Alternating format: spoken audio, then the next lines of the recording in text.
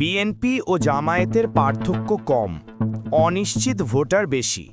বিওয়াইএলসির যুব জরিপ থেকে দেখা গেছে বিএনপি ও জামায়াত শীর্ষস্থান দখলের জন্য লড়ছে, কিন্তু এই দুই দলের কেউই নিরঙ্কুশ সমর্থন তৈরি করতে পারছে না। অন্যদিকে আওয়ামী লীগের টিকে থাকা সমর্থক, সেই সঙ্গে সিদ্ধান্তহীন ভোটারদের বড় সংখ্যা থেকে বোঝা যায় বাংলাদেশের রাজনৈতিক ভবিষ্যৎ এখনও পরিবর্তনশীল। বিএলওয়াইসির যুব জরিপ বিশ্লেষণ করেছেন ডেভিড বার্গম্যান। বাংলাদেশে 18 থেকে 35 বছর বয়সী তরুণ জনগোষ্ঠী মোট ভোটারের প্রায় 1/3। এই তরুণদের উপর চালানো একটি নতুন জরিপ প্রকাশিত হয়েছে।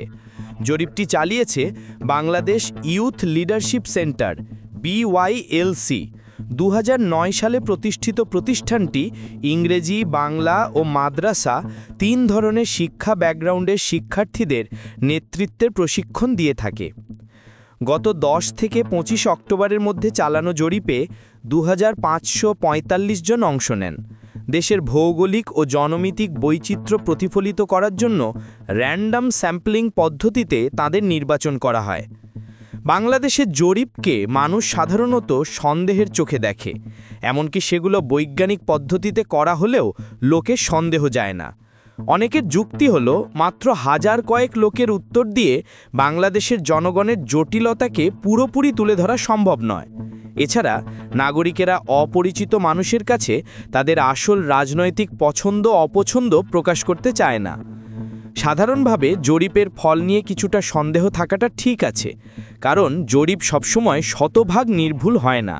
কিন্তু যদি আপনি জরিপকে একেবারে গুরুত্বই না দেন, তাহলে সেখানে যে গুরুত্বপূর্ণ সংকেত বা তথ্য পাওয়া যেতে পারে সেগুলো দেখাই হবে না। বিশেষ করে গত সরকার পতনের পর যেসব জরিপ হয়েছে সেগুলো একটার পর একটা প্রায় একই রকম ফল দেখাচ্ছে। তাই সব জরিপকে অবজ্ঞা করলে এই ধারাবাহিক তথ্যগুলো বোঝার সুযোগও হারিয়ে যেতে পারে। বিওয়াইএলসির যুব জরিপের 6টি মূল বিষয় এখানে তুলে ধরছি। 1. যুবকদের মধ্যে ভোট দেওয়ার প্রবল আগ্রহ। জরিপের একটি উল্লেখযোগ্য তথ্য হল যুব সমাজের মধ্যে ভোট দেওয়ার প্রবল ইচ্ছা রয়েছে। জরিপে অংশ নেওয়া তরুণদের মধ্যে 90% জানিয়েছেন তারা নিবন্ধিত ভোটার, আর তাদের মধ্যে 97% বলেছেন তারা আসন্ন জাতীয় নির্বাচনে ভোট দিতে চান। এটি দেখায় বাংলাদেশের তরুণেরা এখনও দেশের গণতান্ত্রিক প্রক্রিয়ায় অত্যন্ত সক্রিয়ভাবে যুক্ত থাকতে চান। 2. বিএনপি ও জামায়াতে ইসলামী প্রায় সমান অবস্থানে। জরিপের ফল দেখাচ্ছে বিএনপি এবং জামায়াত খুব কাছাকাছি অবস্থানে রয়েছে। বিএনপি সামান্য 3 পয়েন্টে এগিয়ে, বিএনপি 20%, জামায়াত 17%। তবে জরিপে সবসময় কিছুটা ভুলের আশঙ্কা থাকে, যাকে মার্জিন অফ এরর বলা হয়। এখানে বিএনপি ও জামায়াতের সমর্থনের মধ্যে যে 3% পার্থক্য দেখা যাচ্ছে, সেই পার্থক্য খুব ছোট। মার্জিন অফ এরর বা সম্ভাব্য ভুলের সীমা হিসাব করলে এই ছোট পার্থক্যটি আসলে মুছেও যেতে পারে। জরিপে বিএনপিকে এগিয়ে থাকতে দেখা গেলেও প্রকৃত চিত্রে তারা সমান অবস্থানে থাকতে পারে। আঞ্চলিক চিত্র অবশ্য একটু ভিন্ন।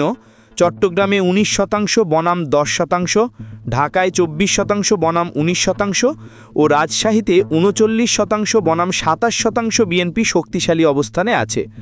অন্যদিকে খুলনায় জামায়াত বেশ এগিয়ে আছে, 29% বনাম 13%। স্বাভাবিকভাবেই উল্লেখ করা জরুরি যে ফার্স্ট পাস্ট দ্য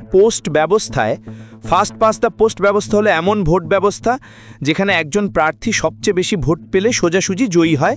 সেখানে অর্ধেকের বেশি ভোট পাওয়ার বাধ্যবাধকতা নেই। শুধু মোট শতাংশ দেখে সিদ্ধান্তে পৌঁছানো ভুল হতে পারে, কারণ একটি দল কতটা ভালো করবে তা অনেকটাই তাদের ভোট কতটা কার্যকরভাবে বিভিন্ন আসনে ছড়িয়ে আছে তার উপর নির্ভর করে। হাসিনা পরবর্তী বাংলাদেশের রাজনীতিতে জামায়াতে ইসলামের উত্থান একটি বড় পরিবর্তন হিসেবে সামনে এসেছে। 1971 সালে পাকিস্তানকে সমর্থন করা ও যুদ্ধাপরাধে জড়িত থাকার জন্য যে সামাজিক বদনাম তাদের ছিল তা অনেকটাই কমে গেছে বলে মনে হচ্ছে। নিজেদের মধ্যমপন্থী ধর্মীয় দল হিসেবে পুনর্গঠনের প্রচেষ্টাও কিছুটা সফল হয়েছে, তবে মাত্র 17% তাদের ব্যাপক জনসমর্থন অর্জন থেকে এখনও অনেক দূরে রেখেছে। অন্যদিকে বিএনপির জন্য 20% সমর্থন হতাশাজনক। অনেকে ধারণা করেছিলেন আওয়ামী লীগের পতনের সবচেয়ে বড় সুবিধাভোগী হবে বিএনপি। দলটি ঐতিহাসিকভাবে জাতীয় ভোটের প্রায় 1/3 নিয়ন্ত্রণ করে বলে মনে করা হয় এবং অনেক বিশ্লেষক মনে করতেন আওয়ামী লীগের স্বৈরাচারী প্রবণতা বাড়ার সঙ্গে সঙ্গে বিএনপির সমর্থনও বেড়ে গেছে। কিন্তু এই জরিপের ফলাফল দেখাচ্ছে আওয়ামী লীগ প্রধান প্রতিপক্ষ হিসেবে না থাকায় বিএনপির সমর্থনও কমে এসেছে। 3. আওয়ামী লীগ এখনও উল্লেখযোগ্য সমর্থন ধরে রেখেছে।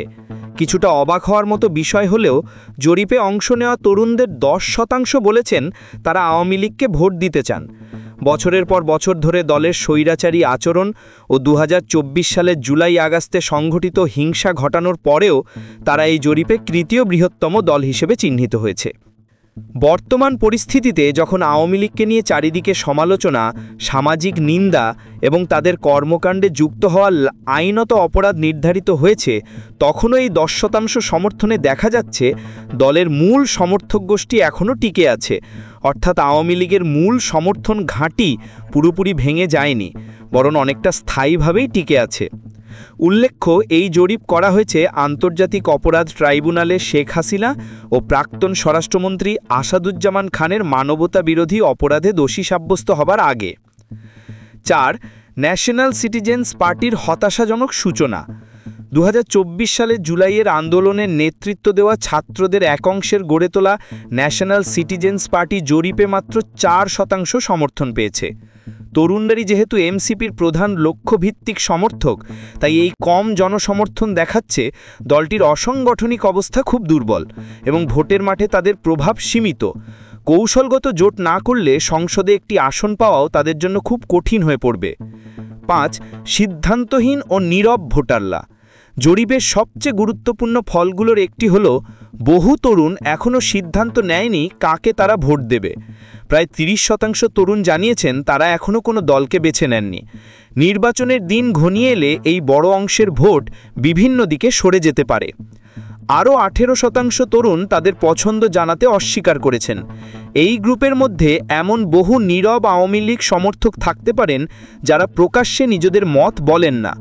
যদি ধরে নেওয়া হয় এই 18%-এর অর্ধেক মানে 9% ভোটার আওয়ামী লীগকে সমর্থন করে, তাহলে আগে জরিপে যে 10% আওয়ামী লীগের সমর্থন দেখা গেছে তার সঙ্গে আরও 9% যোগ হতে পারে। এতে আওয়ামী লীগের প্রকৃত সমর্থন দাঁড়াতে পারে প্রায় 19%-এর মতো। এটি বিএনপি 20% বা জামায়াতের 17%-এর কাছাকাছি বা কিছু ক্ষেত্রে সমান বা বেশিও হতে পারে। তবে বিএনপি ও জামায়াত এই দুই দলের মোট সমর্থন 20% যোগ 17% = 37%-এর চেয়েও আওয়ামী লীগের সমর্থন তখনও কম থাকবে।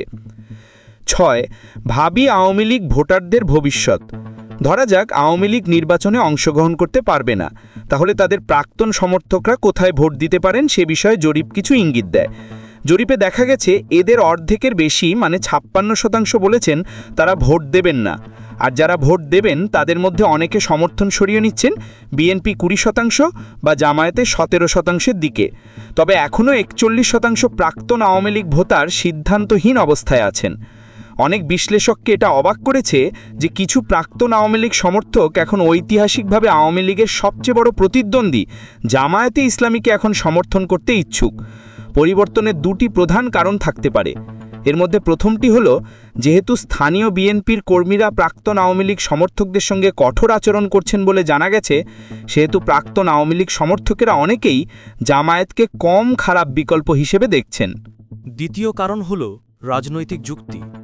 যুক্তিটি হল আওয়ামী লীগের একটি অংশ মনে করতে পারে যদি জামায়াত ক্ষমতায় আসে তাহলে প্রমাণ হবে আওয়ামী লীগের দাবিটি সঠিক ছিল।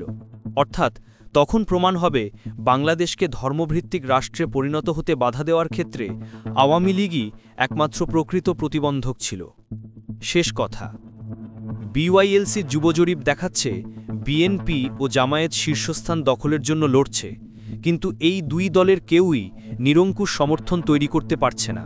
অন্যদিকে আওয়ামী লীগের টিকে থাকা সমর্থক, সেই সঙ্গে সিদ্ধান্তহীন ভোটারদের বড় সংখ্যা থেকে বোঝা যায় বাংলাদেশের রাজনৈতিক ভবিষ্যৎ এখনও পরিবর্তনশীল। আগামী নির্বাচনে লিবারাল ভোটাররা কোন দলকে ভোট দেবেন? বাংলাদেশে যাদের বয়স ৩৩-এর মধ্যে, তাদের সিংহভাগেরই ভোট কেন্দ্রে যাওয়ার কোনো অভিজ্ঞতা নেই। আবার বড় হয়েই তারা একদলীয় শাসন দেখে এসেছেন। এই যুবকেরা আগামী নির্বাচনের বড় গেম চেঞ্জার। পরপর ৩টি নির্বাচন গ্রহণযোগ্য না হওয়ায় রাজনৈতিক সিদ্ধান্তের ক্ষেত্রে তারা কোন দিকে ঝুঁকে পড়েছেন সেটা বলা মুশকিল। ৯০-এর গণঅভ্যুত্থান থেকে আমরা যদি ২০০৯ সালের নির্বাচন পর্যন্ত আমাদের রাজনীতির একটি কালপর্ব বলি, তাহলে এই সময়টাকে আধা গণতান্ত্রিক দ্বিদলীয় ব্যবস্থা বলে চিহ্নিত করা যেতে পারে। এই সময় মোট ৫টি নির্বাচন অনুষ্ঠিত হয়েছে। বিতর্ক ও বন্দোবস্তের অভিযোগ থাকা সত্ত্বেও আমাদের এখানকার গণতান্ত্রিক মানের বিচারে এর মধ্যে মোটামুটি ৪টি নির্বাচনকে গ্রহণযোগ্য বলা যেতে পারে। এই ৪টি নির্বাচনে পৃথকভাবে ও জোট বেঁধে আওয়ামী লীগ ও বিএনপি নির্বাচন করেছে। ৪টি নির্বাচনে যে ভোটের হার, তাতে দেখা যাচ্ছে বিএনপির ভোটের হার প্রায় ৩৬.৫, আর আওয়ামী লীগের ভোটের হার ছিল ৩৯। আওয়ামী লীগ ও বিএনপির ভোটের হার অনেকটাই কাছাকাছি। প্রতিটি নির্বাচনে ফলাফল নির্ধারণে সুইং ভোটাররা বরাবরই নির্ধারক ভূমিকা পালন করেন। সর্বশেষ ২০২৪ সালের যে আমি ও ডামি নির্বাচন হয়েছিল, সেখানে নির্বাচন কমিশন দাবি করেছিল ৪১% ভোট পড়েছিল। সেটা যে ডাহা কারসাজি, সে ব্যাপারে কারোরই সংশয় থাকার কোনো কারণ নেই। তবে সেদিন বেলা ২:৩০ পর্যন্ত ভোট পড়ার যে হার ছিল, তাতে অনেকেই বলেন ১৭ থেকে ১৮% ভোট পড়েছিল। এর মানে হচ্ছে তারা এমন কট্টর আওয়ামী লীগ সমর্থক যারা কিনা ভোটের ফলাফল আগে থেকে জানার পরও ভোট কেন্দ্রে গেছেন। বাংলাদেশের মানুষের ভোট দেওয়ার যে প্রবণতা, তাতে সংখ্যাগরিষ্ঠ জনগোষ্ঠী মধ্যপন্থী দলগুলোকেই সমর্থন দিয়ে এসেছে। তবে এই মধ্যপন্থা গ্রহণের পেছনে নগদ লাভ ক্ষতির সহজ হিসাবটাই কাজ করে। কেননা এখানে নাগরিকদের রাষ্ট্রের কোনো সেবা পেতে হলেও তাদের রাজনৈতিক নেতাদের শরণাপন্ন হয়ে সেটা পেতে হয়। ২০০৮ থেকে ২০২৫ মাঝখানে ১৭ বছর পেরিয়ে গেছে। বাংলাদেশের সমাজে একটা বড় পরিবর্তন এসেছে। সমাজে অনেকখানি মেরুকরণ ঘটে গেছে। এর পেছনে বৈশ্বিক কারণ যেমন আছে, আবার অভ্যন্তরীণ কারণও আছে। মার্কিনদের ওয়ার অ্যান্ড টেররের অভিঘাত এবং আওয়ামী লীগের তীব্র দমনমূলক স্বৈরাচার শাসন বাংলাদেশের সমাজ কিছুটা দক্ষিণ দিকে ঝুঁকে পড়েছে। বিশেষ করে নাগরিক ও শহুরে তরুণদের একটা অংশের মাঝে সেটা প্রবলভাবে দৃশ্যমান। কিন্তু এই ডান দিকে ঝুঁকে পড়া মানে ভোটের সবটাই ধর্মভিত্তিক দলগুলোর দিকে যাবে তা নয়। কেননা বাংলাদেশের প্রতিটি ধর্মভিত্তিক দলের আলাদা আইডিওলজি আছে। অনর কাঠামোর জন্য তাদের ভোটার ভিত্তিও সুনির্দিষ্ট। মতাদর্শিক ভিন্নতা ও বিরোধের কারণেই ডানপন্থী ভোটগুলো এক প্ল্যাটফর্মে আসা সম্ভব নয়। আবার এককভাবে নির্বাচন করে আসন পাওয়া কঠিন হওয়ায় বেশিরভাগ ক্ষেত্রে ইসলামী দলগুলোকে বিএনপি ও আওয়ামী লীগের সঙ্গে জোট করতে দেখেছি। আমরা যদি বাংলাদেশের রাজনৈতিক স্পেকট্রামের দিকে তাকাই, তাহলে বিএনপি ডান দিকে ঝুঁকে থাকা মধ্যপন্থী দল, আরও ডানে আছে জামায়াতে ইসলামী, আরও ডানে আছে হেফাজতে ইসলাম সহ অন্য দলগুলো। আওয়ামী লীগ কিছু বামে ঘেঁষা মধ্যপন্থী দল, আরও বামে আছে কমিউনিস্ট পার্টি ও বামপন্থী নামে পরিচিত দলগুলো। ভোটের সমীকরণে সবসময় মধ্যপন্থী দলগুলোই আধিপত্য করে। সিংহভাগ ভোটার এই ধারার দলগুলোর প্রতি আকৃষ্ট হন। এনসিপিএল প্রতি প্রত্যাশার পারদ অনেক বেশি। জুলাই অগস্টের কোটা সংস্কার, বৈষম্য বিরোধী ছাত্র আন্দোলন এবং ছাত্র জনতার অভ্যুত্থানের নেতৃত্ব দেওয়া ছাত্রদের নতুন রাজনৈতিক দল জাতীয় নাগরিক পার্টি যাত্রা শুরু করেছে। মধ্যপন্থী ও অন্তর্ভুক্তিমূলক রাজনীতির কথা বললেও এখনও পর্যন্ত দলটি নিজেদের ঘোষণাপত্র ও কর্মসূচি দিতে পারেনি।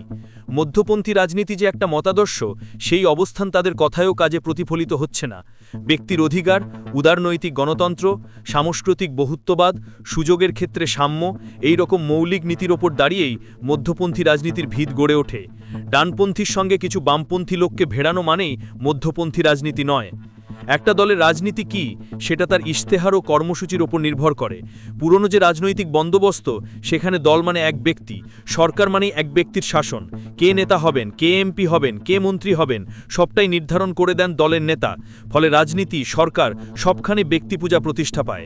রাজনীতির এই ব্যক্তিপূজা শেষ পর্যন্ত অগণতান্ত্রিক, স্বৈরতান্ত্রিক ও ফ্যাসিবাদী ব্যবস্থার ভিত্তি গড়ে দেয়। রাজনৈতিক দলগুলোর ইশতেহার ও কর্মসূচি থাকলেও সেটা কাগজি বিষয়, না নেতা না কর্মী, এর সঙ্গে এই আদর্শের সঙ্গে কারোর কোনো সম্পর্ক নেই।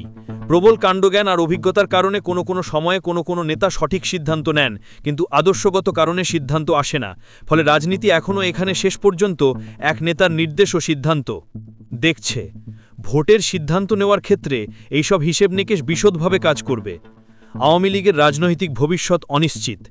এখনও পর্যন্ত যা বাস্তবতা তাতে রিডেমশন ও রিকনসিলিয়েশন ছাড়া আওয়ামী লীগের রাজনীতিতে ফেরাটা অনিশ্চিত।